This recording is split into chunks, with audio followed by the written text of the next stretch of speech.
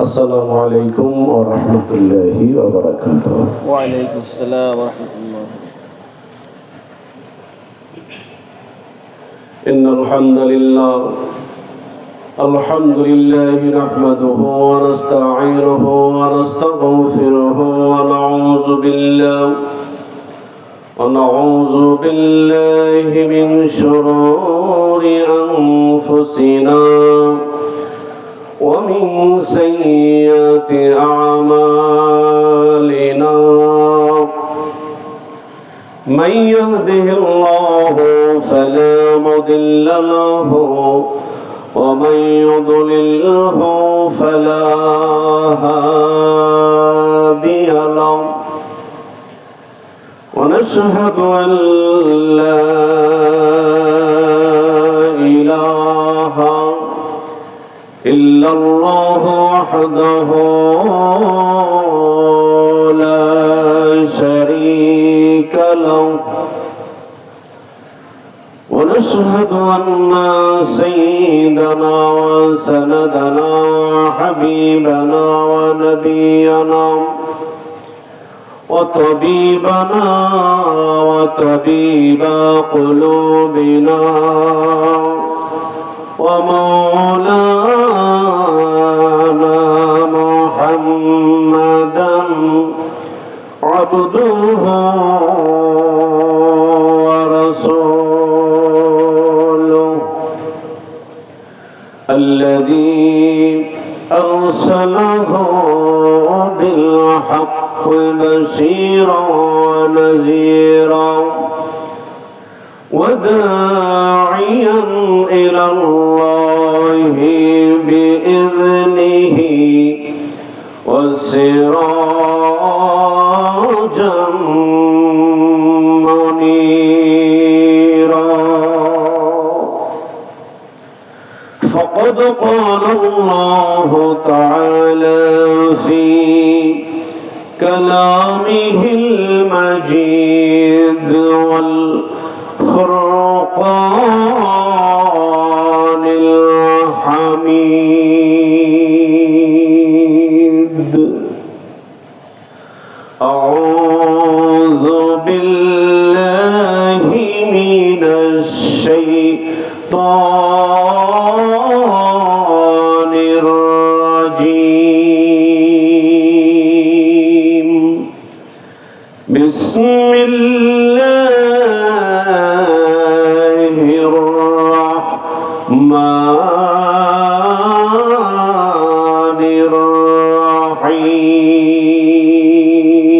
الرحيم.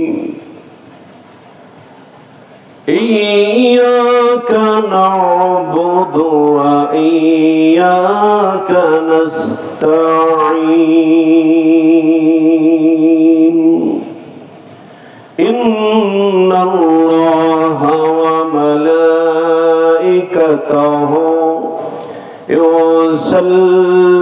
يصلون على النبي يا أيها الذين آمنوا صلوا عليه وسلموا تسليما.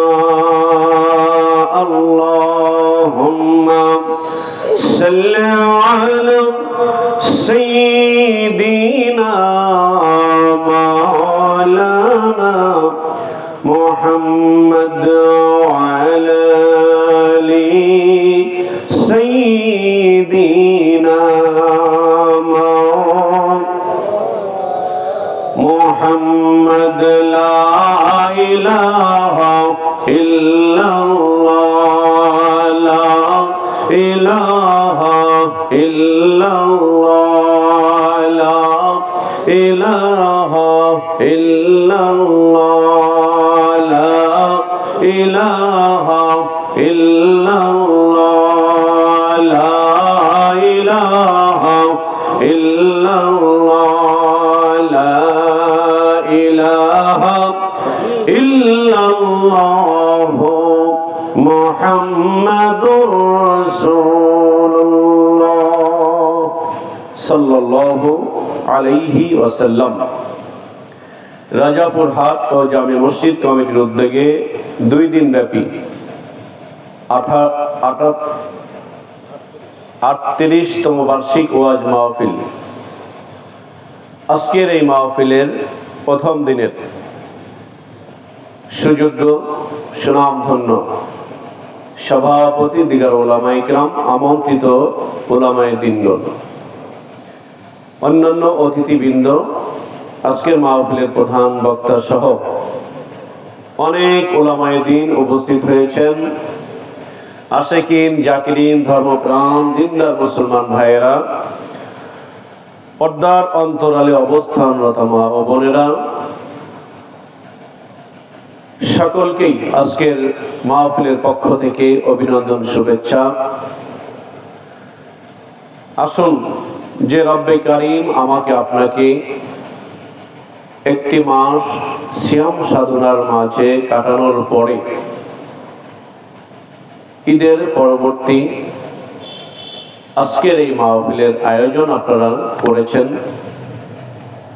সম্মানিত ভাই পরিচালকের মাধ্যমে আপনারা সেটা জানতে পেরেছেন, আমরাও জানতে পেরেছি। তো আজকের এই মাহফিলে আল্লাহ রাব্বুল আলামিন আমাকে আপনাকে হাজির হওয়ার তৌফিক দান করলেন, কিছু আলাপ আলোচনা করার এবং শোনার তৌফিক দান করছেন। যে কথাগুলো আল্লাহ পাক আমার এবং আগে যিনি কথা বলেছেন, অন্যান্য যারা কথা বলেছেন, পরে যারা কথা বলবেন, এই কথাগুলোর উপরে যেন আমাদেরকে, আপনাদেরকে, সকলকেই আল্লাহ পাক যেন আমল করার তৌফিক দান করেন। আমরা সকলেই পড়ছি আল্লাহুম্মা আমিন। আল্লাহ রাব্বুল আলামিন এই সুন্দর মাহতি মাহফিলে এত চমৎকার একটি প্যান্ডেল আপনারা করেছেন, আমাকে আপনাকে আল্লাহ পাক হাজির করেছেন। ওই আল্লাহর দরবারে শুকরিয়া আদায় করছি, সকলেই করছি আলহামদুলিল্লাহ। ওয়াজ মাহফিলে, জিকিরের মাহফিলে, দোয়ার মাহফিলে লোক স্বাভাবিক একটু কমই হয়, কি বলেন? গান বাজনায় একটু বেশি হয়। আপনারা এই বেশ কিছুদিন ধরে প্রচার চালাচ্ছেন, প্রচার চালানো হচ্ছে না? যেখানে মাহফিল হবে 2 দিন ব্যাপী, যে কোনো ভাবে প্রচার কিন্তু হচ্ছে। এরপরেও লোকের অবস্থা এই।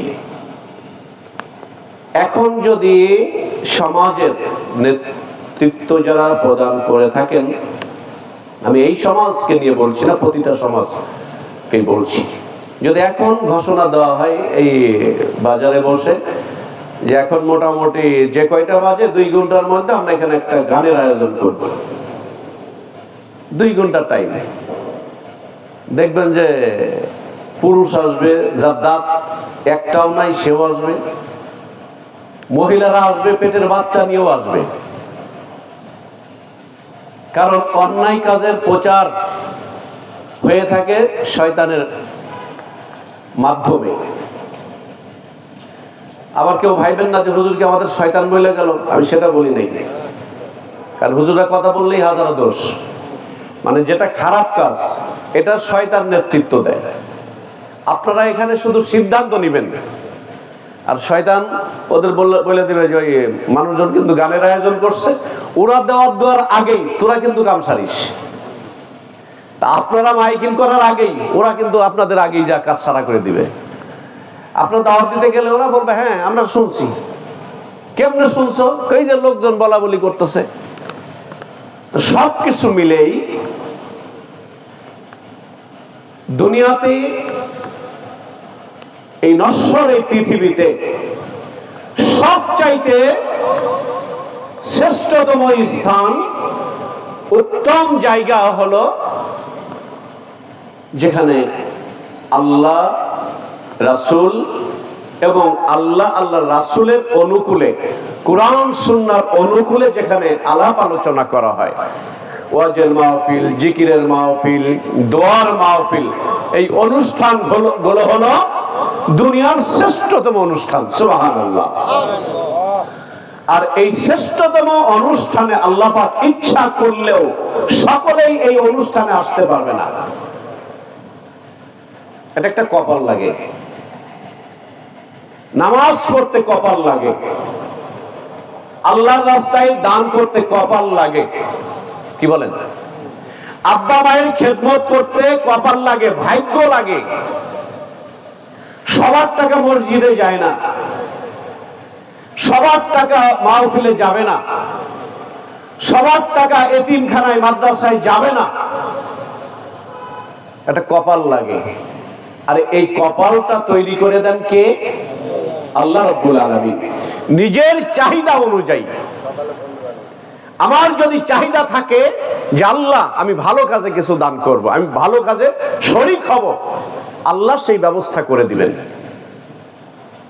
বিপরীতে কোনো মানুষ যদি মনে করে যে আল্লাহ আমি পৃথিবী চাই না, আমি পৃথিবীর ভালো কিছু চাই না, আমি অন্যায় পথে থাকতে চাই, আমি মসজিদ চাই না, মাদ্রাসা চাই না, ওয়াজ মাহফিল চাই না, আমি তোমার রাস্তায় দান করতে চাই না, আমি নামাজ চাই না, আমি ভালো কিছুই চাই না, আল্লাহ আমার দুনিয়ায় দাও, আখিরাত আমার দরকার নাই।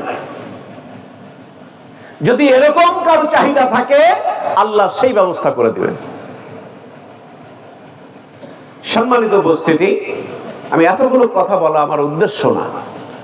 উদ্দেশ্য এই কারণে এতগুলো কথা বললাম যেখানে আমরা তুলনামূলকভাবে লোক কম। আপনাদের হয়তো মন খারাপ হতে পারে যে এত মানুষ চায়ের দোকানে বসে আছে, দোকানে বসে আছে, আমরা অযথা এখানে বসে আছি। এটা অযথা বসে না। হাসরের ময়দানে এই যে অল্প সময় আমি আপনি কোরআনের মাহফিলে, জিকিরের মাহফিলে, ওয়াজের মাহফিলে সময় দিচ্ছি, এমনও হতে পারে আল্লাহ রাব্বুল আলামিন এই মাহফিলকে ওসিলা করে আমাকে আপনাকে হাসরের ময়দানে নাজাতের ব্যবস্থা করে দিতে পারেন। এই জন্য আমার ভাইয়েরা, বাবাজিরা, রাজাপুরবাসী যারা আমার কথাগুলো শুনছেন, জেনে রাখুন, শুনে রাখুন, এই মাহফিল মানুষ অল্প হতে পারেন রে বন্ধু, হাসরের ময়দানে এই মাহফিলটা আল্লাহর কাছে পাহাড় পরিমাণ ওজন হয়ে যাবে। আমার আপনার কোন আমল যদি আল্লাহর কাছে কবুল না হয়, ওই দিন হয়তো আল্লাহ রাব্বুল আলামিনকে আমি আপনি বলবো, রাব্বুল আলামিন 1 মাস রোজা রাখার জন্য চেষ্টা করেছি আল্লাহ, রোজার পরে এই মাহফিলে হাজির হয়েছিলাম, 2-4 ঘন্টার সময় ব্যয় করেছিলাম, কত মানুষ দোকানপাটে সময় কাটিয়েছে, আমরা দুনিয়ার চিন্তা ভাবনা না করে মাহফিলের ময়দানে কোরআনের কথাগুলো শোনার জন্য তোমার বন্ধু নবী মুহাম্মদ সাল্লাল্লাহু আলাইহি ওয়াসাল্লামের জীবন থেকে 2টি কথা শোনার জন্য আল্লাহ তোমার বন্ধুদের, তোমার ওলিদের 2টি কথা শোনার জন্য সময়টা ব্যয় করে দিয়েছিলাম। আল্লাহ আজকে হাসরের ময়দানে ওই মাহফিলকে ওসিলা করে আমাদেরকে তুমি মাফ করে দাও।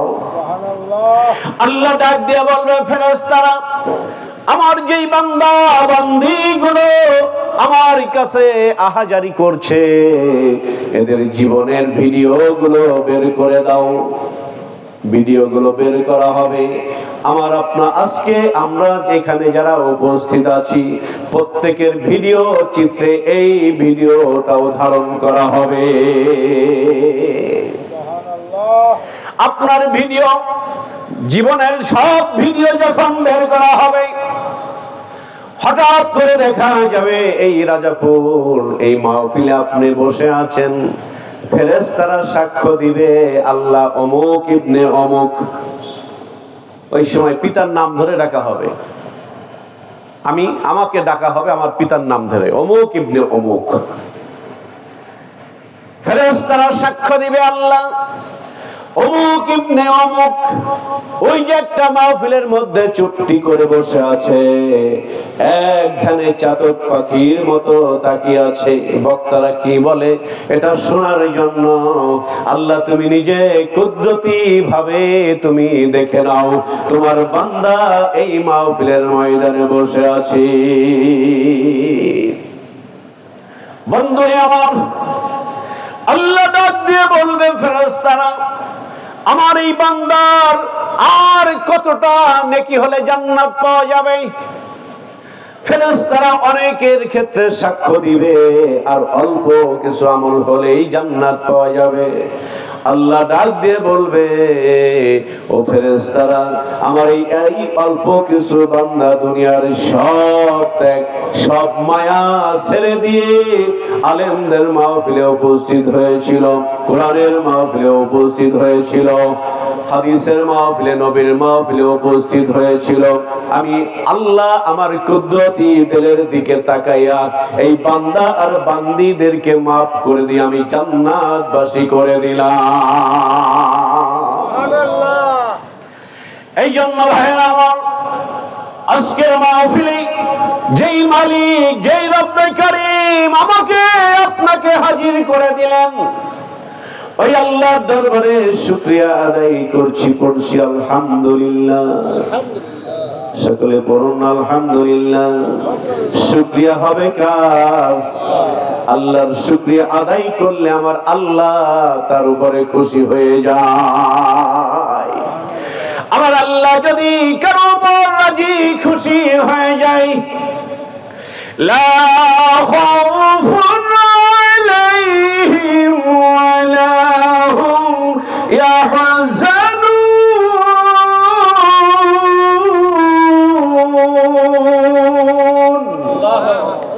আল্লাহ যদি কারো উপর রাজি খুশি হয়ে যায়, তার ভয় নাই, তার চিন্তা নাই। মৃত্যুর পরে আল্লাহ রাব্বুল আলামিন এই মানুষগুলোকে জান্নাতের মেহমান বানিয়ে দিবে। চিৎকার দিয়ে বলুন না সুবহানাল্লাহ। এই জন্য আমার ভাইয়েরা, বাবাজিরা, 2 দিন ব্যাপী মাহফিল, আজকে হবে, কালকে হবে, পরশুদিন কিন্তু হবে না। হবে নাকি? কারো জীবন থেকে জীবনের শেষ মাহফিল হতে পারে। 38তম মাহফিল আজকে। এই 38 বছরের মাঝে কত মানুষ আপনার এলাকা থেকে চলে গেছে, তাই না? আহা, কত স্মৃতি, একসাথে কত বসে চা খেয়েছেন, একসাথে মনের আদান প্রদান করেছেন, একসাথে কত সময় কাটিয়েছেন। আজকে বাজারে যখন আসেন, বন্ধুকে ঠিকই অনুভব করেন, বন্ধুরে একসাথে কত সময় কাটাইলাম, কতদিন আগে কবর দেশে চলে গেছো বন্ধু, কতদিন তোমারে দেখি না। এমন একদিন আসবে আমিও থাকবো না, আপনিও থাকবেন না, আমি আপনি চলে যাব অন্ধকার কবরে। আল কোরআনুল কারীম সাক্ষ্য প্রদান করছে, মানুষের হায়াত যখন শেষ হয়ে যাবে, সাতাও একটা সেকেন্ডের সময় দেওয়া হবে না। আজকে কোটি কোটি টাকার মালিক তুমি যদি হও, ইযা জাআ আজালুহুম লা ইস্তাখিরুনা সাআতাও ওয়া লা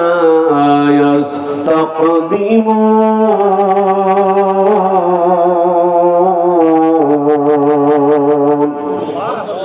মৃত্যুর সময় তোমার যখন লিখে রাখা হয়েছে, কেউ হয়তো 2 দিন আগে, কেউ 2 দিন পরে চলে যাবে। নশ্বর পৃথিবীতে কেউ তো থাকবে না, সবাই চলে যাব। এই জন্য কবি বলছেন, আমার মরণ আসিবে কখন কেউ তো জানে না, আমার মরণ আসিবে কখন কেউ তো জানে না। জানে?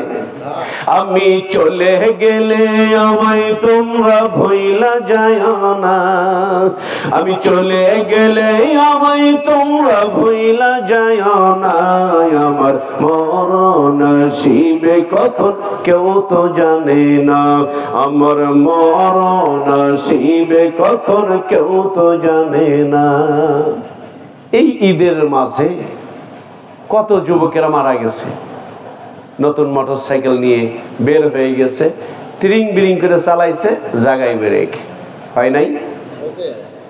ও কি জানতো যে আমি বন্ধুদেরকে নিয়ে এই রং তামাশায় আমি লিপ্ত হয়ে আল্লাহর বিধানকে অবৈধ করে পৃথিবীর অপকর্মের সঙ্গে আমি যুক্ত হচ্ছি? এই যুবক জানতো না, সে বের হচ্ছে বাড়ি থেকে, লাশ হয়ে বাড়িতে আসবে, এই যুবক কিন্তু জানতো না। সব মানুষ চলে যাব, আমি আপনি। তাই তো আমি আপনাদের সামনে যে সূরা ফাতিহা আলহামদুলিল্লাহ সূরা যেটা, ওখান থেকে একটু আয়াতে কারিমা তেলাওয়াত করেছিলাম, ইয়্যাকা না'বুদু ওয়া ইয়্যাকা নাস্তাঈন। এটা আমরা পড়ি না? প্রতিটা রাকাতে আমাদের সূরা ফাতিহা ছাড়া নামাজ হয় না, সূরা ফাতিহা ছাড়া নামাজ হবে না। প্রত্যেকে আমরা সূরা ফাতিহা তেলাওয়াত করে থাকি। এর মধ্যে এই আয়াতটাও আমি আপনি পড়ি, ইয়্যাকা না'বুদু ওয়া ইয়্যাকা নাস্তাঈন, যে আল্লাহ আমি তোমার ইবাদত করি। ইবাদত করি কার? আল্লাহর ইবাদত করি। একমাত্র ইবাদত হবে কার? এই কপালটা সেট হবে কোথায়? আল্লাহর কুদরতি কদমে। কি বলেন? অন্য কোথাও মানুষের সামনে এই কপালটা নামানো যাবে? পৃথিবীর কোন নেতা বলেন, হুজুর বলেন, হাফেজ বলেন, হাজি বলেন, গাজী বলেন, কারো কাছে মাথা নোয়ানো যাবে? একমাত্র আল্লাহর কাছেই মানুষের এই মাথাটা নিচু হয়ে যাবে। সুবহানাল্লাহ বলুন। আমি আপনি আল্লাহর কাছে কান ধরে ওয়াদা করছি, আল্লাহ আমি আপনি কান ধরে ওয়াদা করছি, আল্লাহ নামাজে দাঁড়াইলাম, আমরা নামাজে দাঁড়াই না? ইন্নী ওয়াজ্জাহতু ওয়াজহিয়া লিল্লাযী ফাতারাস সামাওয়াতি ওয়াল আরদা হানিফা ওয়া মা আনা মিনাল মুশরিকিন। এই যে আমরা এই দোয়াটা পড়ে দাঁড়াইলাম, এরপরে যে অক্তরই হোক আমরা আল্লাহু আকবার বলে দাঁড়াইলাম। তার মানে আল্লাহর কাছে কান ধরে তওবা করতেছি, আল্লাহ আমি তোমার গোলাম, তুমি আমাদের রব, তুমি আমার স্রষ্টা, তুমি বিধানদাতা, তুমি রিজিক দাতা, তুমি মহান পালন কর্তা। আল্লাহ কান ধরে তওবা করলাম, আল্লাহ কান ধরলাম, মাফ করে দাও। দাঁড়াইছি, আল্লাহু আকবার বলে দাঁড়াইলাম, সূরা ফাতিহা বললাম, আলহামদুলিল্লাহি রাব্বিল আলামিন। সব প্রশংসা মালিক শুধুমাত্র তোমারই জন্য। সব প্রশংসা কার জন্য? আল্লাহর জন্য। কোন মানুষ যখন আল্লাহর প্রশংসা করতে থাকে, আল্লাহ পাকের জিকির করতে থাকে, আল্লাহর নাম ধরে ডাকতে থাকে, আসমাউল হুসনা বলে আল্লাহর কাছে মাপ চাইতে থাকে, আল্লাহ রাব্বুল আলামিন রহমতের ফেরেশতাদের সামনে এইভাবে মিটিং করে ডাক দিয়ে বলে, রহমতের ফেরেশতা ওই যে দেখ আমার বান্দারা আমি আল্লাহর শুকরিয়া আদায় করে আসমাউল হুসনা আমার সুন্দর সুন্দর নাম ধরে ওরা ডাকে।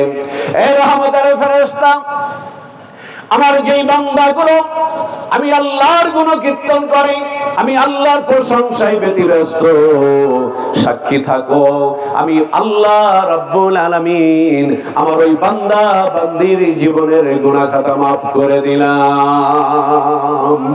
আমার জীবন, আমার মরণ, আমার জিন্দেগি ইয়া ইলাহি, ইয়া ইলাহি কবুল করো আমার বন্দগি, আমার জীবন, আমার মরণ, আমার জিন্দেগি। আমার ভাইরা, আল্লাহর কাছে বলছি আল্লাহ তোমারই ইবাদত করি, ওয়া ইয়্যাকা নাস্তাঈন, ইয়্যাকা না'বুদু ওয়া ইয়্যাকা নাস্তাঈন, তোমার কাছেই আমরা সাহায্য চাই। কার কাছে সাহায্য চাই? অসুখ হয়েছে, সাহায্য চাবো কার কাছে? আল্লাহর কাছে সাহায্য চাবো। বলবেন তাহলে কি ডাক্তারের কাছে যাব না? অবশ্যই। রোগ হয়েছে, সুন্নত নিয়ম হলো আপনি রোগ হয়েছে ডাক্তারের কাছে যান, চিকিৎসা নেন, ভরসা করবেন আল্লাহর উপরে। ডাক্তার আপনার চিকিৎসা করবে, রোগ সারানোর মালিককে ডাক্তার কিন্তু না। ডাক্তার চিকিৎসা করবে, তার জ্ঞান দিয়ে সে আপনার ট্রিটমেন্ট করবে। এই বিশ্বাস রাখতে হবে ডাক্তার ওসিলা হয়ে কাজ করবে, আমার আল্লাহ আমার রোগের শেফা দান করবে। সুবহানাল্লাহ। আমি ঋণগ্রস্ত হয়ে পড়েছি, সাহায্য চাইতে হবে আল্লাহর কাছে। আমার ভাইয়েরা, আমি আপনি এমন কোন মানুষ এইখানে মনে হয় নাই যে একদিন না খেয়েছিলাম, এমন মানুষ পাওয়া খুব কষ্ট। কি বলেন? হয়তো গোশ ভাত খাইতে পারেন নাই, মাছ ভাত খাইতে পারেন নাই, মরিচ ডলেও যদি হন ভাত কিন্তু খাইছেন। আর আমার নবী রাহমাতাল লিল আলামিন, নবীর ঘরের চুলায় 3 দিন 7 দিন পর্যন্ত আগুন জ্বলে নাই। ওরকম তার হয় নাই। এরপরেও আল্লাহ নবীজি তার সাহাবাদেরকে এমন ভাবে শিক্ষা প্রদান করেছেন, তারা এক পেট ক্ষুধা থাকার পরেও আল্লাহকে বলেন নাই। ক্ষুধা নিয়েও আল্লাহর সাহায্য চাইছেন, মালিক তুমি সাহায্য পাঠাও, তুমি সাহায্য দান করো, তুমি সারা রব আমাদের কেউ নাই। ইয়্যাকা না'বুদু ওয়া ইয়্যাকা নাস্তাঈন, শুধুমাত্র তোমার ইবাদত করি আর তোমার কাছেই আমরা সাহায্য চাই। আমার দোকানদার ভাইরা যারা আমার কথাগুলো শুনছেন, সকালবেলায় যখন দোকানগুলো খুলবেন বিসমিল্লাহ বলে খুলবেন। যারা আমাদের মুসলিম ভাই আছেন বিসমিল্লাহ বলে খুলবেন, ভরসা করবেন আল্লাহর উপরে। আমার আল্লাহ যদি বরকত দেন আপনি বিক্রি করে ছাড়তে পারবেন না। কি বলেন? আপনি বেচে ছাড়তে পারবেন না আল্লাহ যদি দেন আপনাকে। আর যদি আল্লাহ মনে করেন আপনি অনেক কোটি কোটি টাকা খরচ করে দোকান দিয়েছেন, আল্লাহ যদি ইচ্ছা করেন কোটি টাকা তুমি খরচ করেছো, কিন্তু আমি আল্লাহর উপরে ভরসা তো তোমার নাই, আমি একটা খরিদ্দারও দিব না। আল্লাহ পারেন কি পারেন না? এই বিশ্বাস রাখার নাম ঈমান। আর আমি আপনি এই বিশ্বাস করি বিদায় আমি আপনি ঈমানদার। সুবহানাল্লাহ। আমার ভাইয়েরা, এই কথাগুলো শিক্ষা দেওয়ার জন্য এই কোরআনের মাহফিলের আয়োজন। আলেম ওলামা কথা বলে থাকেন কোরআন হাদিসের ভিত্তিতে। আজকে দেখেন বিভিন্ন ভাবে দিনের দাওয়াতি কাজ চলছে, দিনের মেহনত চলছে। হাসরের ময়দানে এমন কোন মানুষ আল্লাহর কাছে বলতে পারবে না আল্লাহ আমি নামাজের দাওয়াত পাই নাই, আমি জিকিরের দাওয়াত পাই নাই, আমি কোরআনের কথাগুলো শুনি নাই। এমন কোন কথা আমার আল্লাহর কাছে কেউ কিন্তু অভিযোগ করতে পারবে না। আমার ভাইয়েরা, আজকে তামাম পৃথিবীতে দেখেন কোরআন সুন্নাহর আলোকে বিভিন্ন ভাবে দাওয়াতের কাজ চলছে। হক্কানি পীর মাশায়েখ আমার আগে যিনি কথা বলেছেন উনিও কিন্তু কথাগুলো বলতেছিলেন। হক্কানি পীর মাশায়েখ বুজুর্গানে দিন, তাদের মাধ্যমেও দিনের অনেক বড় মেহনত চলছে, চলছে না? আমার ভাইয়েরা বন্ধুরে, জামাতে তাবলীগ বলেন, ইকামতে দ্বীন বলেন, আলিয়ার লাইন বলেন, কওমের লাইন বলেন, বিভিন্ন লাইন কিতাবে লেখনির মাধ্যমে বলেন, যে কোনো না যে কোনো ভাবে দিনের দাওয়াত কিন্তু আমার আপনার ঘরে পৌঁছাচ্ছে। আমার নামের সাথে সম্মানিত ভাই পরিচালক হাফেজ আপনাদের এলাকার কৃতি সন্তান বলেছেন, আমিও একটা দরবারে যাওয়া আসা করি। আপনারা অনেকেই জানেন, কারণ আপনাদের এই এলাকায় আমাদের অনেক ভাই যাওয়া আসা করে, ওই সিরাজ খান সাহেবরা সহ আরো কিছু মানুষ যাওয়া আসা করেন। বন্ধুরে, আজকে দেখেন এই বাংলাদেশে আপনি কোনটাকে অস্বীকার করবেন? হক তরিকতপন্থী পীর মাশায়েখ যারা, তাদেরকে অস্বীকার করার সুযোগ নেই। তাবলীগ জামাত বলেন, তারা দিনের একটা অংশে কাজ করে অনেক বেনামাজিকে নামাজের ট্রেনিং দিচ্ছেন। আপনি কোনটা বাদ দিবেন? ইকামাতে দিন বলেন, তার একটা সাইডে মানুষের এই অন্তরের মধ্যে একটা মিশনকে সাকসেস করার জন্য তারাও কিন্তু অনেক বড় একটা কাজ করে যাচ্ছে। এই জন্য আজ থেকে প্রায় 10-15 বছর আগে আমি যেই দরবারের পরিচয়টা আপনারা জেনেছেন, তালিম ইসলাম মানিকগঞ্জ, আমার শাইখ যিনি আলহাজ হযরত মাওলানা মুফতি শাইখুল হাদিস ডক্টর মোহাম্মদ মনজুরুল ইসলাম সিদ্দিকী সাহেব মাদ্দাজিলুল আলী, উনি 10 থেকে 12 বছর আগে ঢাকার একটা জমিনে দাঁড়ায় বলেছিলেন যে আমি মানিকগঞ্জের পীর আছি, চরমনার পীর সাহেব আছেন, শর্ষিনার হুজুর আছেন, ফুরফুরা সিলসিলা যারা আছেন, ইকামাতে দিন যারা করেন, জামাতে তাবলীগের কাজ যারা করেন, আসেন না আমরা এক টেবিলে বসে দিনের দাওয়াতি কাজ করি। পথহারা মানুষ পথের সন্ধান পেয়ে জান্নাতবাসী হতে পারবে। আজকে মুসলমানদের মধ্যে হিংসায় জর্জরিত, গীবত, শিকায়েত, পরচর্চা, পরনিন্দা মনে হয় আপনাদের এলাকায় নাই? আপনাদের এলাকায় আছে? সারাদিন রোজা রাখার পরে ইফতারি যখন শেষ হয়েছে, ইফতারি শেষ করার সাথে সাথে চায়ের দোকানে শুরু হয়ে গেছে হিংসার গীবত। কি বলেন? হিংসা গীবত শুরু হয়ে গিয়েছে। অমুক হুজুর ভালো না, অমুক হুজুর খারাপ, অমুক পীর সাহেব ভালো না, অমুক পীর সাহেব এই সেই, অমুক হুজুরের পিছনে নামাজ হয় না, অমুক হুজুর এই করলো কে, সুই কই জাজর রে তোর এত কে, তাই না? বন্ধু আমার, এই জন্য আমি আপনি গ্রামগঞ্জের মানুষ, আমরা আপনারা সহজ সরল মানুষ, আমরা অধিকাংশ গরিব মানুষ, অনেকে আছেন খেতে খামারে কাজ করে খান।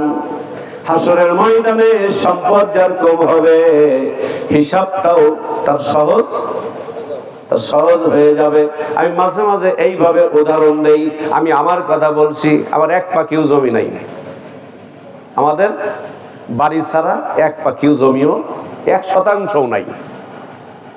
হাসরের ময়দানে ডাক দিবে, জিহাদি আসো, সিরিয়ালে যখন আর ফেরেশতা হিসাব নেবে, বলো কয় পাখি জমি? আমার তো এক পাখিও নাই। ফেরেশতা বলবে, আল্লাহ এই কারে ডাক দিয়েছে, এক পাখিও নাই, 1% নাই, তো ওর আর হিসাব কি, ওই সাইডে যা। পরে ডাক দিবে, মাওলানা নেসার সাহেব আসেন, জি লাভবাই, কয় পাখি জমি আছে? 5 পাখি। ধরেন, আমি উদাহরণ দিচ্ছি, ধরেন 5 পাখি। আমার চাইতে তার হিসাবটা একটু সময় লাগবে, যেহেতু আমার কিছুই নাই, তার 5 পাখি আছে।